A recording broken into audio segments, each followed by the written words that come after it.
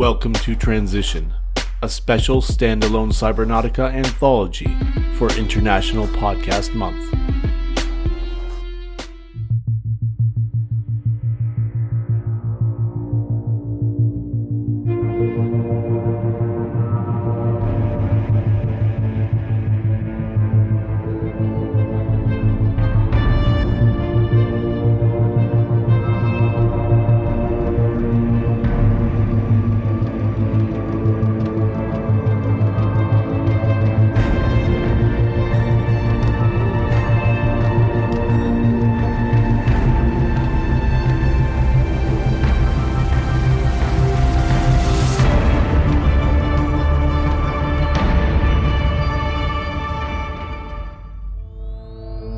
The driver.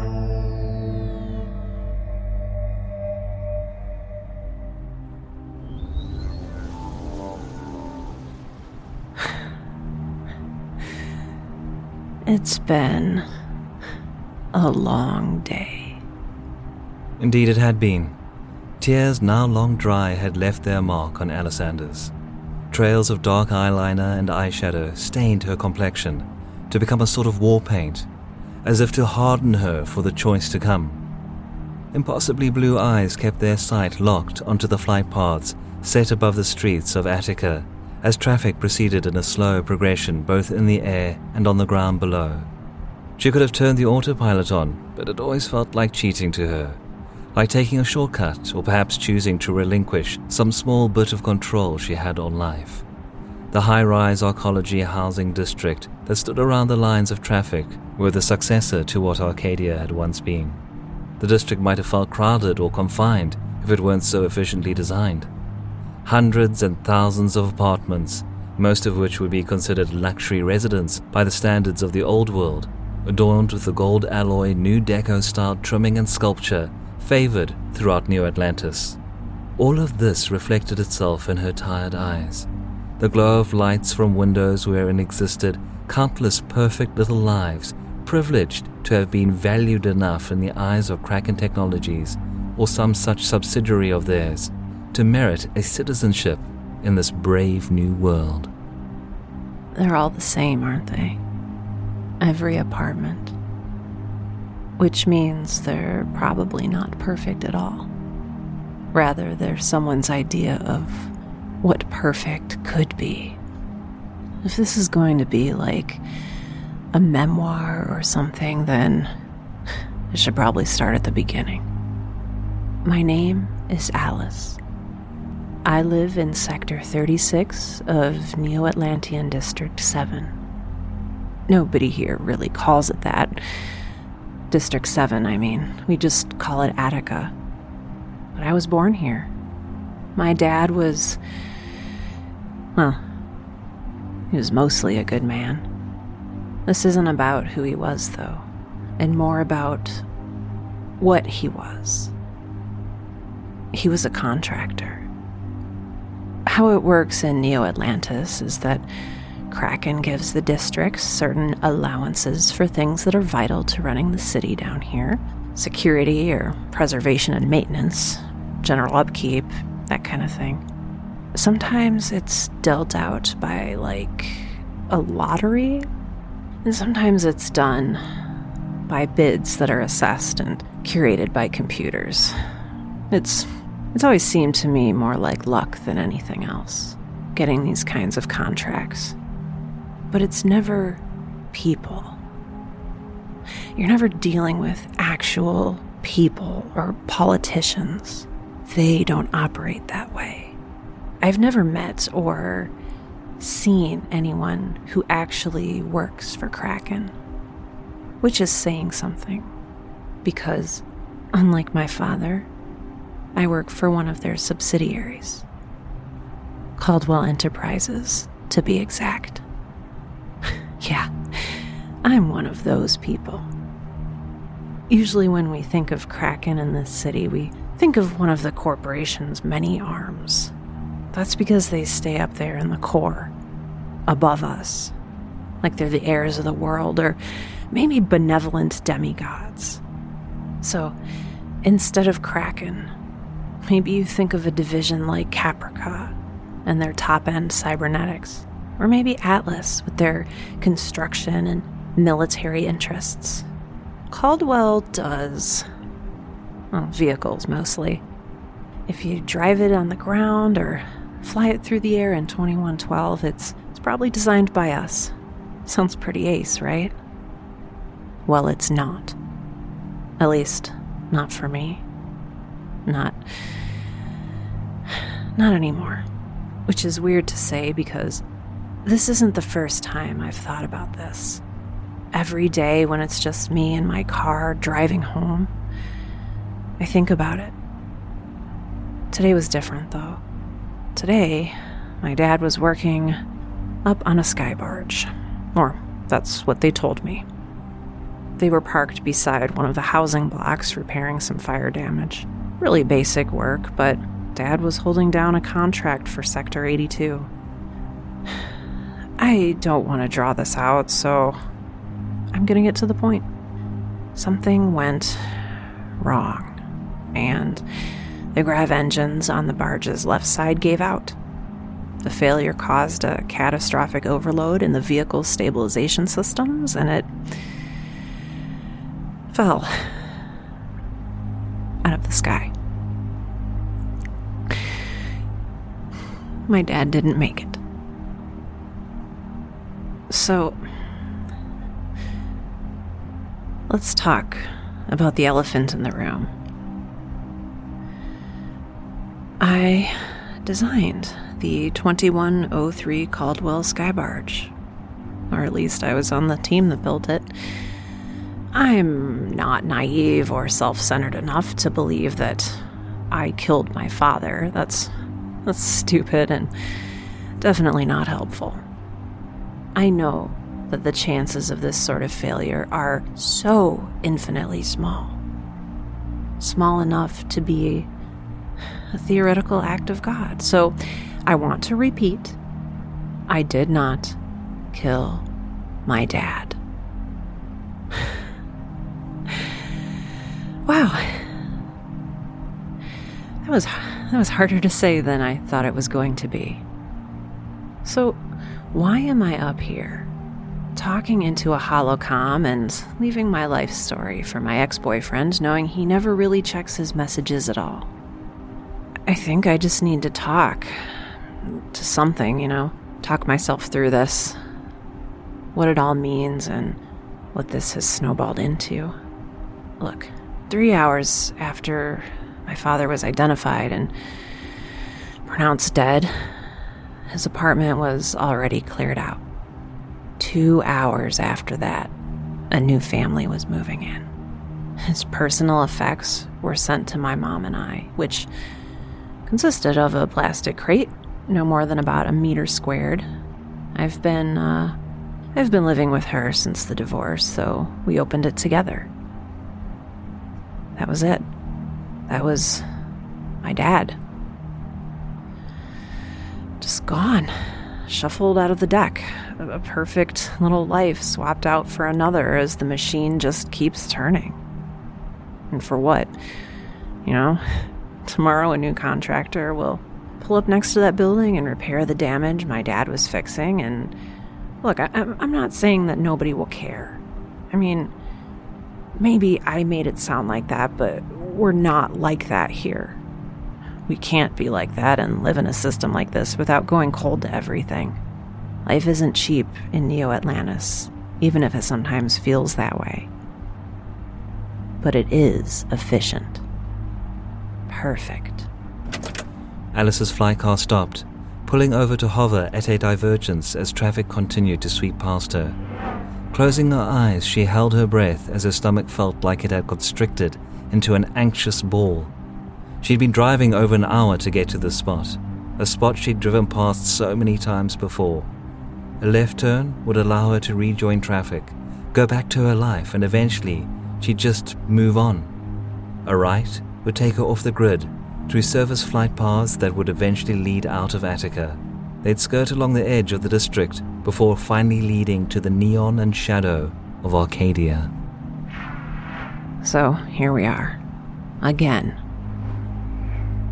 Every time I end up here, I Think about how almost everything I own has its own contract.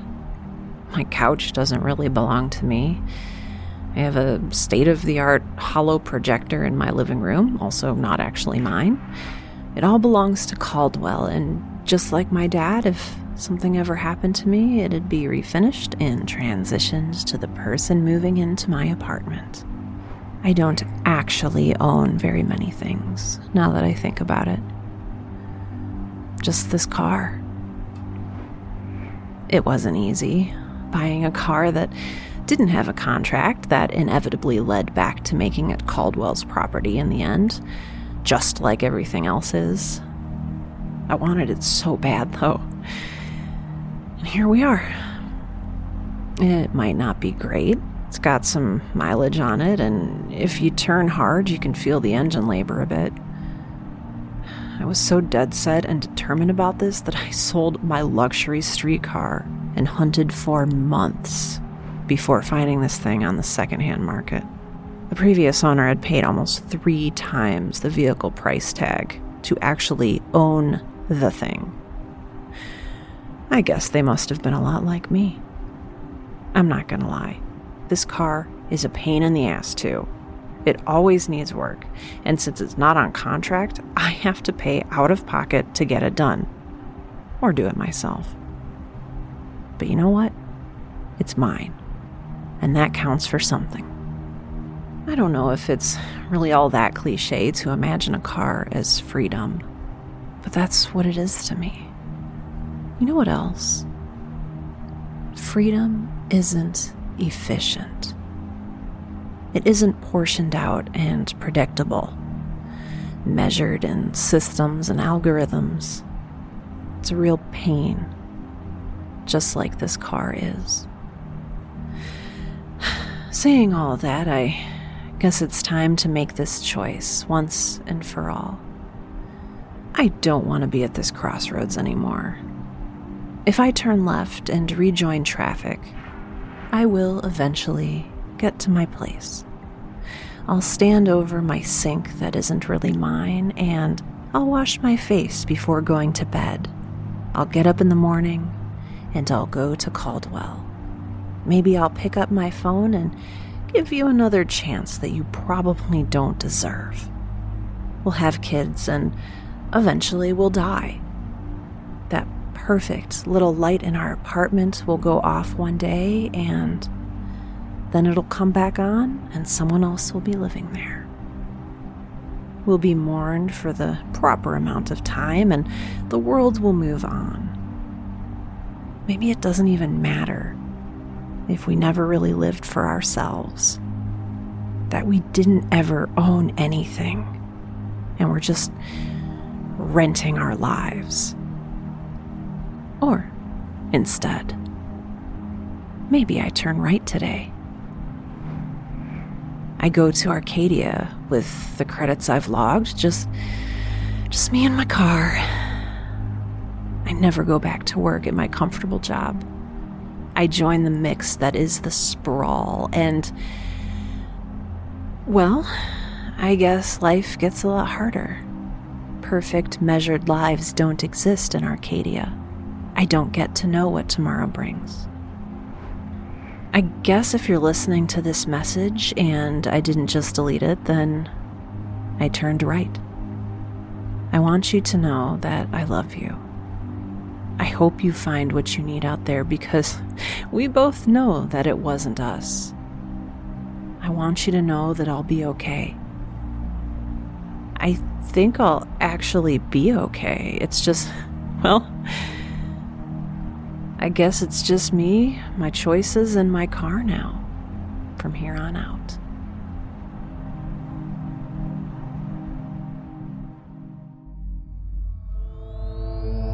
The Bartender. The legendary 5440, a den of shuffle and jive where echoes of deals made and lost seemed to bounce off the walls of her hub, even now as Lucy stood alone under its roof. Dim lights from a hollow projection cast a shifting turquoise hue over the place as she felt the aged, varnished wood of the bar top under her hands, as if it were the first time. The surface of the countertop was scarred, bearing the stains and scratches of too many years of use in both the new and old world.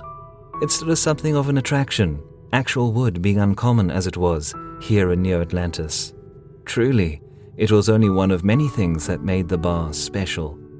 This place, it was a part of her, just as the 5440 was a vital artery to the Arcadian underworld.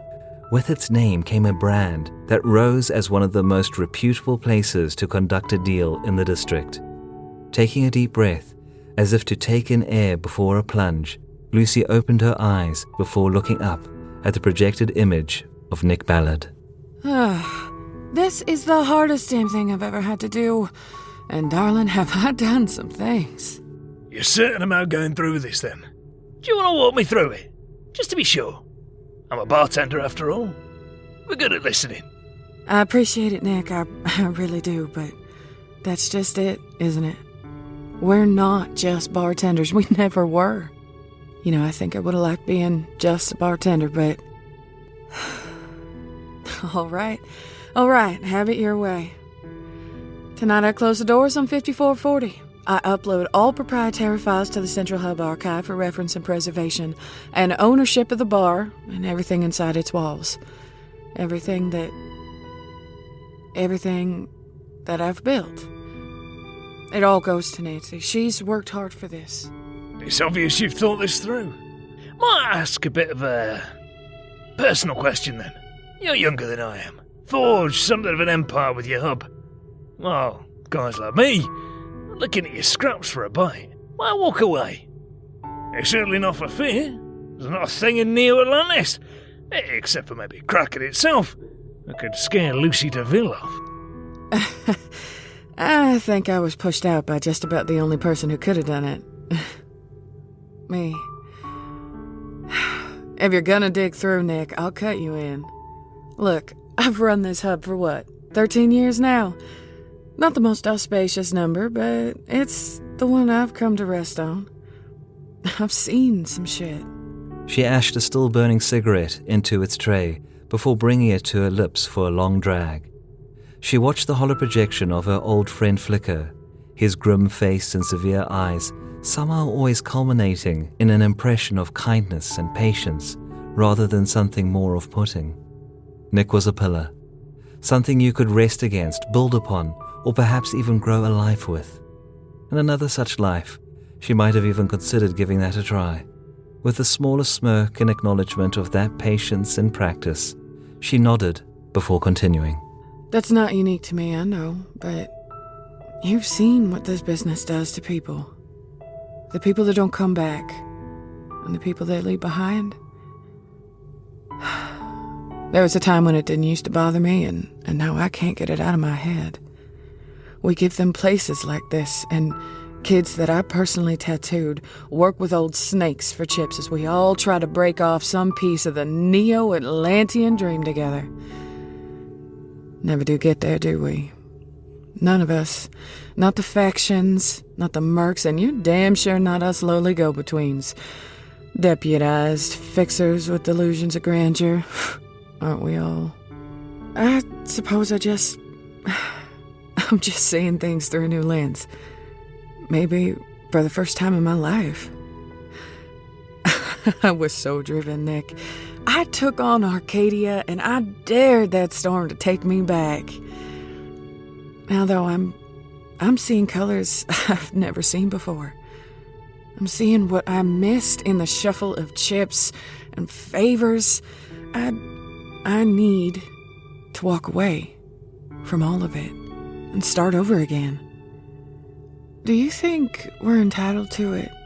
After everything that we've done with the secrets we've kept, the lives they've claimed, do you think we get to have new beginnings? I think that if anyone can, then it's you. Oh, isn't that just the damn sweetest thing to say? It's also a cop-out, Nick. Come on.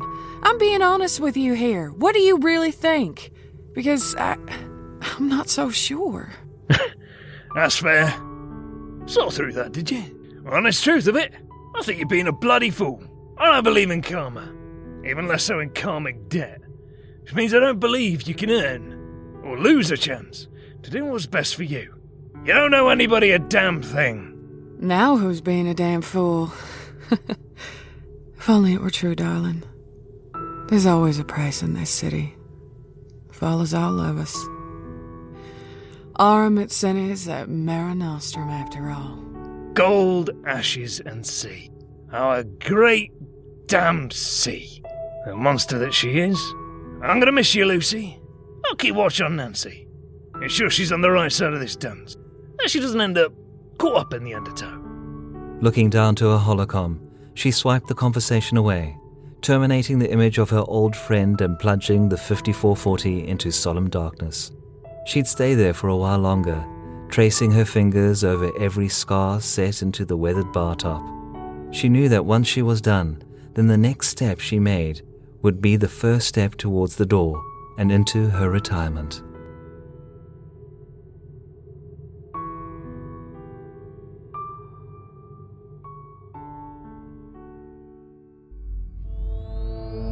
The Gentleman.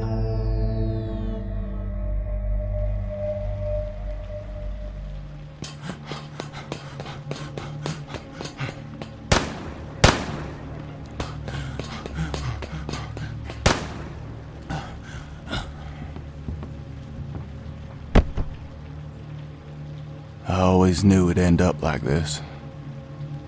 Maybe not exactly like this, but exchange the place and the time, the conditions.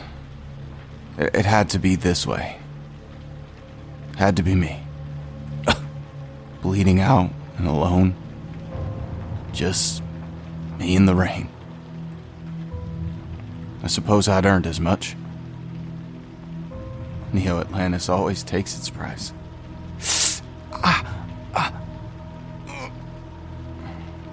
This is the part of the story where I tell you that I regret the things I've done.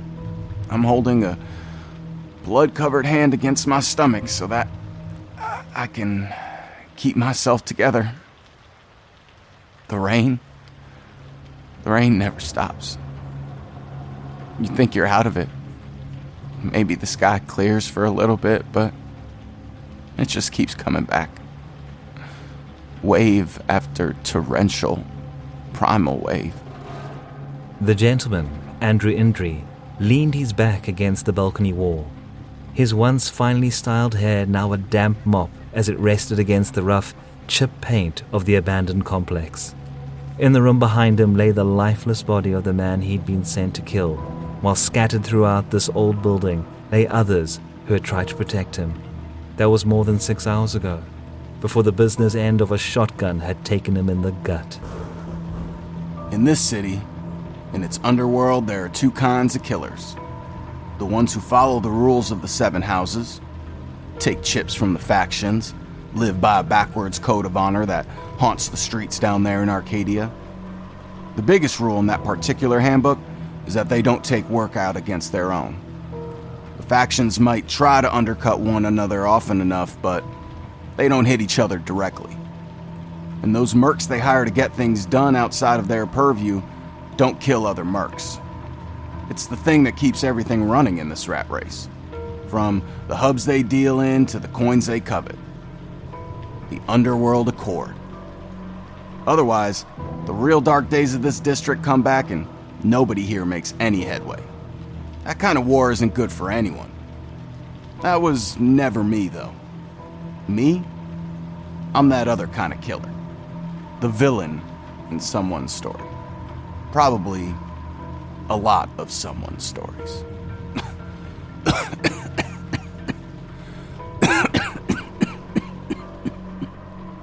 When you accept a job, take money from the real bad guys out there, when you sell your soul and drop the code, then they have a different name for you. They stop calling you Merc. Stop paying you in chips and inviting you to deal at the hubs. The Accord no longer protects you and your name starts coming up on a blacklist. You start to find that your new benefactors have logos and that the new name they call you in whispers, it's Assassin. I want you to know that I came through the gutters of Arcadia. I counted days there like it was a prison sentence, as if I was marking a cement wall with little ticks of chalk. I couldn't stand the anarchy of the place, the disorder and the scraping, that old world decay settling in everywhere while the streets just sort themselves out. From one squalor of the sprawl to the faux decadence the best of them played at. It always reminded me of a squat covered in silk curtains. A prime example that simple rules didn't equate to actual order. I just couldn't stand it anymore. The first protected man I killed hired me for 3 chips. I think he was a broker for the Yakuza. I don't even remember doing the job, to be honest, which is saying a lot because I remember just about everything. I held those gold coins in my hand, heard them clink together, recognized my newfound wealth wasn't currency at all, but rather favors. That I could cash into people like him, pretenders in the scheme of things. All these factions were just begging for scraps from the Lord's table, and there was nothing they were offering that I couldn't take for myself. So, I shot him. I'd waited for him outside the hub, and I dropped the chips he'd paid me on his body before making a game plan that would get me out of this district and into Attica. Work was surprisingly easy to find for a man with flexible morals, maybe even easier than where I'd come from. I don't think they want you to know that. Sure, the factions wanted me dead, but I didn't need them anymore. I found that there were many new clients who were happy to pay in credits instead of chips. It's hilarious to me that people in Arcadia, they actually consider credits to be funny money. Not so. Not even in the slightest. I've done a lot with credits. I moved up, took more lives, worked as a security specialist for both Atlas and Caldwell. I earned my citizenship and my place in Neo-Atlantis with service and blood. Bought in, got married, and claimed my new life. I became part of the system, and I fell headlong in love with Kraken's utopian dream. They started calling me the Gentleman. I guess I don't look like the type to be a killer. Too boyish and not the kind at all to be concealing a silenced pistol. I was really good at my job. Now I'm dead. Eventually. Once the blood loss finishes the job the bullet started. I think we all know by now that when I said that this was the part of the story that I convey my regret to you, well, I wasn't being entirely sincere. In this city, someone's always holding your chain. The Arcadians want to believe they're independent, free, exempt from working for the man without realizing the man is all around them. He's just wearing different clothes and offering different deals. Maybe I'm wrong, but it's not gonna matter soon. With a blood-covered, shaking hand, Mr. Indri removed his watch. He placed it slowly beside himself, careful not to set it in the large red pool that had formed around him. Beside it, he gently placed his pistol, followed by his holocom. Wincing against the awkward, mortal wound and the throbbing pain it was pushing through his body, the man commanded the device to project and display a small, still image of his husband. With a sad smile, he raised his face to the sky, letting the water pelt against his skin before he could feel it no longer.